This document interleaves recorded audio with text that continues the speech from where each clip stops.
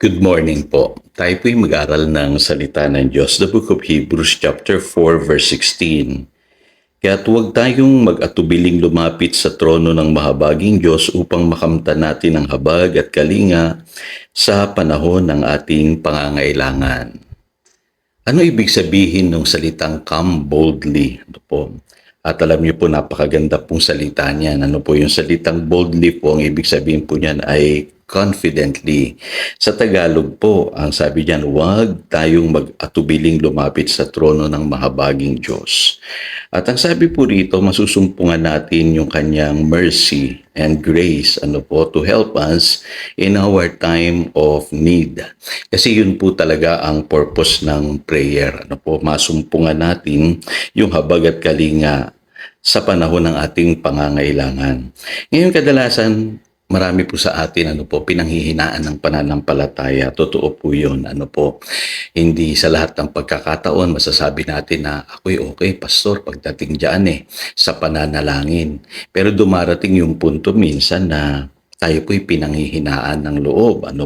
Ika nga yung faith natin ay napaka-weak. So paano mangyayari na tayo'y makakalapit ng merong boldness sa Panginoon.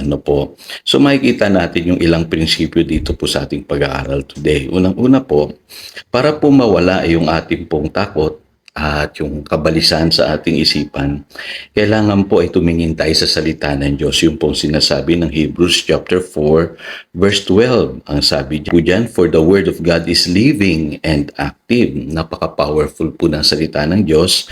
Sharper than any double-edged sword. It penetrates even to the dividing soul and spirit, joints and marrows. It judges the thoughts and the attitudes of the heart. So, pansinin niyo po, ano po bang inaabot ng salita ng Diyos? Yung ating pong spirit. Kasi pag pinanghihinaan po tayo ng pananampalataya, ay yung ating pong spirit, nanghihina po yan. Kaya kailangan po, yung ating mga iniisip, yung ating mga attitudes, sabi po dyan sa English Bible, ay mabago po ng salita ng Diyos. Kaya tandaan niyo po kung paano tayo mag-isip, nakakaapekto po yan sa ating buhay.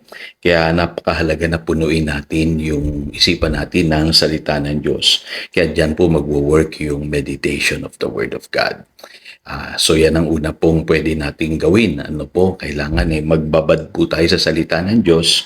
Sabi sa Colossians chapter 3 verse 16, let the words of Christ dwell in you richly.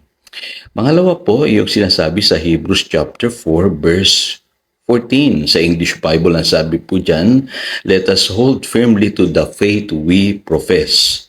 So dito po kailangan i-confess natin yung ating pinaniniwalaan. Lalo na patungkol po sa ginawa ng Panginoong Hesus sa ating buhay, yung kanyang redemptive work. Siya po yung ating Savior, Healer, and Deliverer. Mahalaga po yung lumalabas sa ating bibig. Yung iba po pagka pinanghihinaan sila ng pananampalataya, puro negativity ang lumalabas sa kanilang bibig.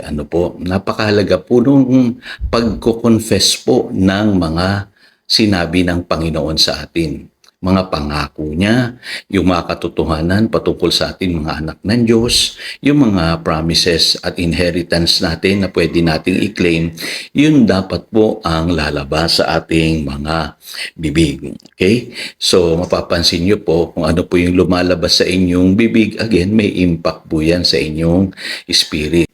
Pangatlo ito, yung pinakamaganda. Alam ko po, paborito nyo ito. Yung sinasabi sa 1 Thessalonians chapter 5, verse 18, give thanks in all circumstances, for this is God's will for you in Christ Jesus. Huwag tayong titingin doon sa sitwasyon nating pinagdadaanan. Lagi lang tayong magpasalamat. Pansinin niyo po, yung praise, dinadala niya yung presensya ng Diyos sa buhay ng tao. Yun naman thanksgiving, nagdadala ng kapayapaan sa puso po ng tao. Kaya lagi tayong maging mapagpasalamat. Panghuli, ito yung pinakamahalaga, pray earnestly. Sabi sa James chapter 5 verse 17 to 18, si Elijah, katulad rin natin.